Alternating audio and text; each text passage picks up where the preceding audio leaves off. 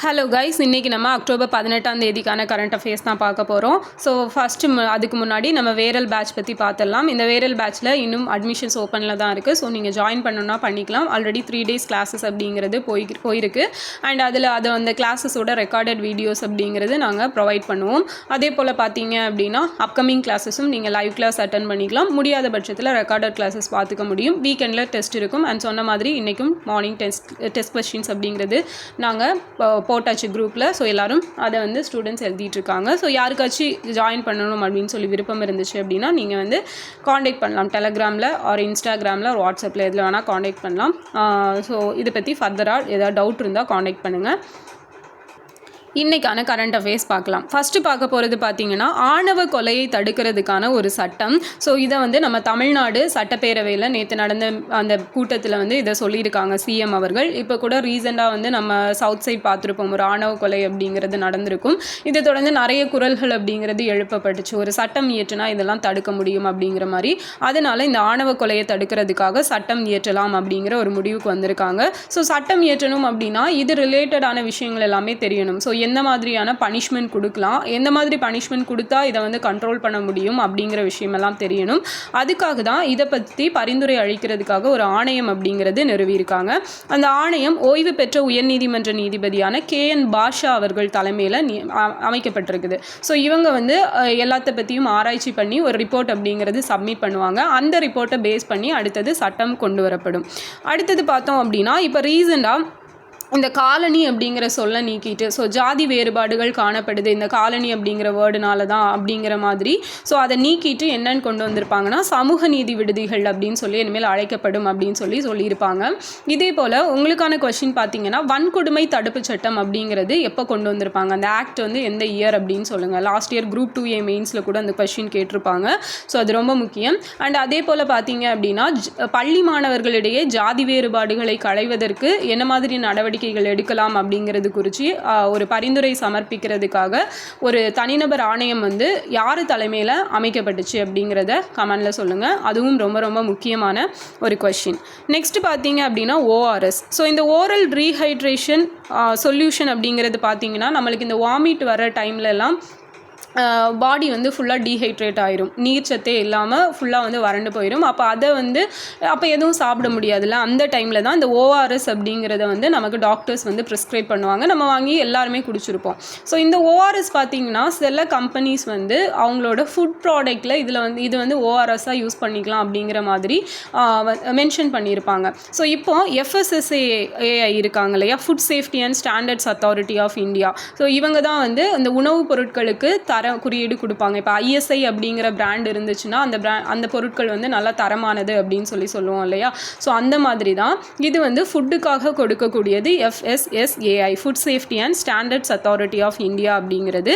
And இவங்க சொல்லியிருக்காங்க உணவுப் பொருட்கள் மேலே லேபிள் ஒட்டியிருப்பாங்கள்ல, அந்த லேபிளில் இல்லை ஏதாவது அட்வர்டைஸ்மெண்ட்டில் ORS அப்படிங்கிற வார்த்தையை பயன்படுத்தக்கூடாது அப்படின்னு சொல்லப்பட்டிருக்கு. ஸோ ORS எப்படி பயன்படுத்தலாம்னா WHO ஒரு சர்டைன் ரூல்ஸ் விதிச்சிருப்பாங்க. இந்த மாதிரி இந்த அளவில் எல்லா கண்டென்ட்டும் கலந்து ஒரு ORS ரெடி பண்ணி நீங்கள் விற்கலாம் அப்படிங்கிறது. ஸோ அப்படி இருந்தால் மட்டும்தான் அதை யூஸ் பண்ணணும், விற்கணும் அப்படிங்கிறது, தனியாக ORS அப்படிங்கிறது விற்கணும் அப்படிங்கிறத சொல்லியிருக்காங்க.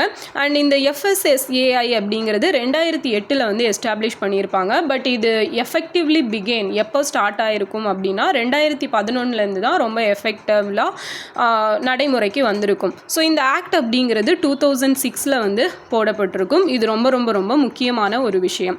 ஸோ இது எல்லாம் தான் இதை பற்றினது. அண்ட் ரீசெண்டாக அந்த கோல்ட்ரிஃப் சிரப் அப்படிங்கிறதுனால நிறைய குழந்தைகள் எல்லாம் இறந்துருப்பாங்க இல்லையா, அதை தொடர்ந்து இந்த நடவடிக்கையும் எடுக்கப்பட்டிருக்குது. நெக்ஸ்ட் பார்த்தோம் அப்படின்னா சுடுமண் உரைக்கிணறு.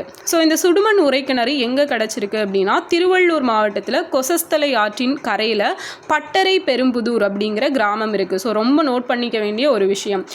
இப்படிப்பட்ட கொஸ்டின்ஸ் தான் இப்போ எக்ஸாமில் கேட்குறாங்க. ரொம்ப ஃபெமிலியரான பிளேஸாக இல்லாமல் ரொம்ப இந்த மாதிரி இன்டீரியர் பிளேஸோட பெயர்களை கொடுத்துட்டு அதோட மாவட்டம் அங்கே என்ன கண்டுபிடிச்சாங்க அப்படிங்கிற மாதிரி.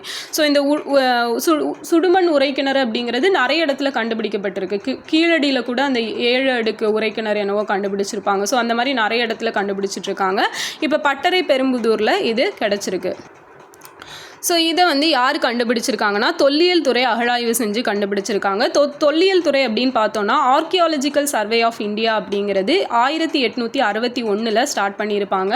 நில அளவை உதவியாளரான அலெக்சாண்டர் கன்னிங்கம், ஸோ அவரோட உதவியோடு தான் இது தொடங்கப்பட்டிருக்கும். அண்ட் அவர் தான் அதோட முதல் தலைவராக இருந்திருப்பார். அதோட ஹெட் குவார்ட்டர்ஸ் எங்கே இருக்குது அப்படின்னா நியூ டெல்லியில் இருக்குது. அது ஆரம்பித்து ஒரு 100 இயர்ஸ் கரெக்டாக கழித்து 1961 நம்ம தமிழ்நாடு தொல்லியல் துறை ஆய்வகம் அப்படிங்கிறது தொடங்கப்பட்டிருக்கும். அண்ட் அதில் வந்து இப்போது கண்டினியூஸாக எல்லா பிளேசஸ்லேயும் நிறைய பிளேசஸில் தொல்லியல் அந்த அகழாய்வு அப்படிங்கிறது மேற்கொள்ளப்பட்டு வருது. ஸோ அதன் மூலமாக நம்மளோட பாரம்பரியம் அப்படிங்கிறது உலகுக்கு சொல்லப்படும். அண்ட் இதில் கற்காலம் முதல் வரலாற்று தொடக்க காலம் வரை வாழ்ந்தவர்கள் பயன்படுத்தினது தான் இந்த சுடுமண் உரைக்கிணறு அப்படிங்கிறதும் சொல்லப்பட்டிருக்கு. ஸோ இதில் வந்து இந்தியாவின் முதல் வானிலை ஆய்வு மையம் இது ஸ்டார்ட் பண்ணது 1792 நுங்கம்பாக்கத்தில் தான் இருக்குது. நம்ம தமிழ்நாட்டில் இருக்கக்கூடிய நுங்கம்பாக்கத்தில் இருக்குது.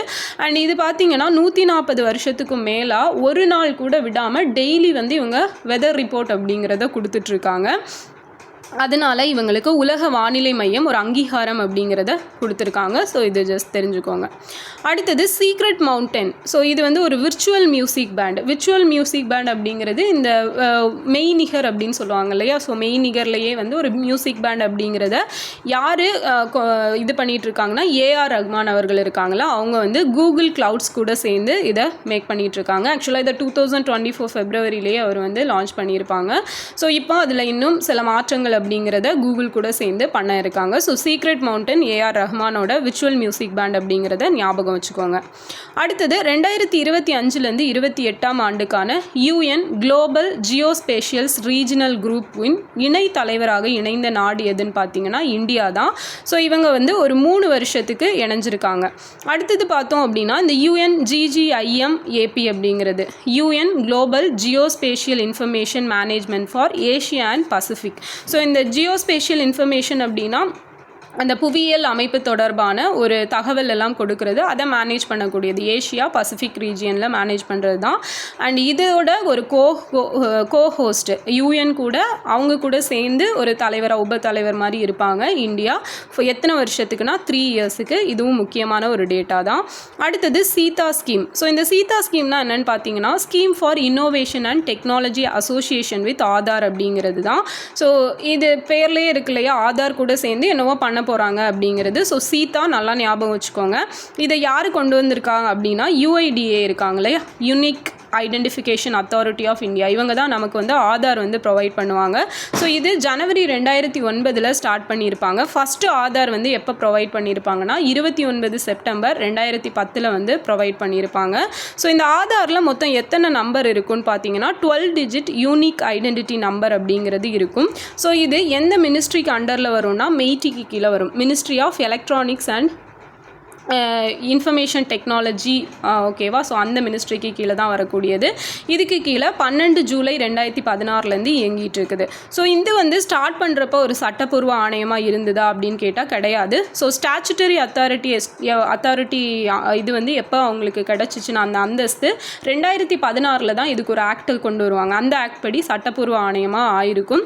அண்டு அதுக்கப்புறம் தான் இதை வந்து இந்த ministry of electronic and information டெக்னாலஜிக்கு கீழே வந்து ஆட் பண்ணியிருப்பாங்க. ஸோ ஸ்டாச்சுட்டரி பாடி அப்படிங்கிறது தெரியும்ல நமக்கு. ஸ்டாச்சுட்டரினா என்ன, கான்ஸ்டியூஷனல்னா என்னென்னு. கான்ஸ்டியூஷனல் பாடி அப்படிங்கிறது ஒரு அமைப்பு இருக்குன்னா அதுக்குன்னு சொல்லி ஒரு ஆர்டிக்கல் நம்ம கான்ஸ்டியூஷனில் இருந்துச்சுன்னா அதை வந்து கான்ஸ்டியூஷனல் பாடி அப்படின்னு சொல்லுவோம். சப்போஸ் அப்படி இல்லாமல் அந்த ஒரு ஏதாவது ஒரு உருவாக்குறாங்க, அது ஏதாவது ஆக்டுக்கு கீழே வருது அப்படின்னா அதை வந்து ஸ்டாச்சுட்டரி பாடின்னு சொல்லுவோம், சட்டப்பூர்வ ஆணையம்னு. இப்போ CVC எல்லாம் எடுத்துக்கிட்டிங்க அப்படின்னா சென்ட்ரல் விஜிலன்ஸ் கமிஷன். ஸோ அது ஸ்டார்ட் பண்ணுறப்ப வந்து அது சட்டப்பூர்வ ஆணையமாக கிடையாது. பட் அதுக்கப்புறம் அதுக்குன்னு சொல்லி ஒரு ஆக்ட் தனியாக கொண்டு வந்திருப்பாங்க. அதுக்கப்புறம் அது வந்து ஒரு ஸ்டாச்சுட்டரி பாடியாக வந்து சேஞ்ச் ஆகிருக்கும். இதுதான் ரெண்டுக்கும் உள்ள வித்தியாசம். சப்போஸ் கான்ஸ்டியூஷன்லேயும் அதுக்குன்னு ஆர்டிக்கல் கிடையாது, தனியாக அதுக்குன்னு சொல்லி எந்த ஆக்ட்டுமே இல்லை அப்படின்னா அது வந்து கான்ஸ்டியூஷனல் பாடியும் கிடையாது, ஸ்டாச்சுட்டரி பாடியும் கிடையாது. ஸோ நித்தி ஆயோக்கெல்லாம் அந்த கேட்டகரியில் தான் வரும். ஸோ நித்தி ஆயோக் பார்த்தீங்க அப்படின்னா ஜஸ்ட் ஒரு கேபினெட் ரெசல்யூஷன் பாஸ் பண்ணி கொண்டு வந்திருப்பாங்க. அமைச்சரவை இருப்பாங்க இல்லையா, அந்த அமைச்சரவை தீர்மானம் அப்படிங்கிறத நிறைவேற்றி அதன் மூலமாக தொடங்கப்பட்டது உருவாக்கப்பட்டது தான் நிதி ஆயோக் அப்படிங்கிறது. ஸோ அது வந்து அரசியலமைப்பு சார்ந்த அமைப்பாகவும் இல்லாமல் சட்டப்பூர்வ ஆணையமாகவும் இல்லாமல் இருக்கும். ஓகே, ஜஸ்ட் ஒரு அரசியலமைப்பு தீர்மானம் மூலமாக உருவாக்குனதாக மட்டும்தான் இருக்கும். இதுதான் இதுக்குள்ள டிஃப்ரென்ஸ் அப்படிங்கிறது. அடுத்தது ஒரு புத்தகம், சிவம் சுபம் த பயோகிராஃபி ஆஃப் எ கப்பிள் அப்படிங்கிற புத்தகம். ஸோ இதை யார் எழுதியிருக்காங்கன்னா B.K. ஹரிநாராயணன் அப்படிங்கிறவர் எழுதியிருக்காரு. இவர் வந்து ஒரு மலையாளம் போயட். ஸோ இதான் வந்து இன்னைக்கான கரண்ட் அஃபேர்ஸ். ஒரு ரீகேப் அப்படிங்கிறதும் பார்த்துடலாம். ஃபஸ்ட்டு ஆணவ கொலையை தடுக்கிறதுக்கான சட்டம். ஸோ இதை பரிந்துரை அளிக்க யார் தலைமையில் ஆணையம் நிறுவியிருக்காங்கன்னா KN பாஷா அவர்கள் தலைமையில். ORSக்கு இந்தியாவில் வந்து இப்போ அந்த உணவுப் பொருட்கள் மேலெல்லாம் ORS போடக்கூடாதுன்னு சொல்லி பேன் பண்ணியிருக்கிறாங்க. சுடுமண் உரைக்கிணறு திருவள்ளூரில் பட்டறை பெரும்புதூர் அப்படிங்கிற கிராமத்தில் கண்டுபிடிக்கப்பட்டிருக்கு. இந்தியாவோட முதல் வானிலை ஆய்வு மையம் 1792 எஸ்டாப்ளிஷ் பண்ணியிருப்பாங்க நுங்கம்பாக்கத்தில். Secret mountain virtual music band A.R. Rahman அவர்களோடது. 2025 28ஆம் ஆண்டிற்கான UN குளோபல் ஜியோஸ்பேஷியல்ஸ் ரீஜனல் குரூப்போட இணைத் தலைவராக இணைந்த நாடு இந்தியா. சீதா ஸ்கீம் அப்படிங்கிறது UIDA அண்டரில் வரக்கூடியது. சிவம் சுபம் த பயோகிராஃபி ஆஃப் எ கப்பிள் அப்படிங்கிறது யாரோட பயோகிராஃபி அப்படின்னா ஹரிநாராயணன், அவர் தான் எழுதியிருக்காரு, மலையாளம் போயட். ஸோ இதான் வந்து இம்பார்ட்டன்ட் கரண்ட் அஃபேர்ஸ். ஸோ இதை நோட் பண்ணிக்கோங்க. கேட்ட கொஸ்டின்ஸ்க்கெல்லாம் மறக்காமல் ஆன்சர் பண்ணுங்கள். நெக்ஸ்ட் வீடியோவில் பார்க்கலாம். தேங்க்யூ.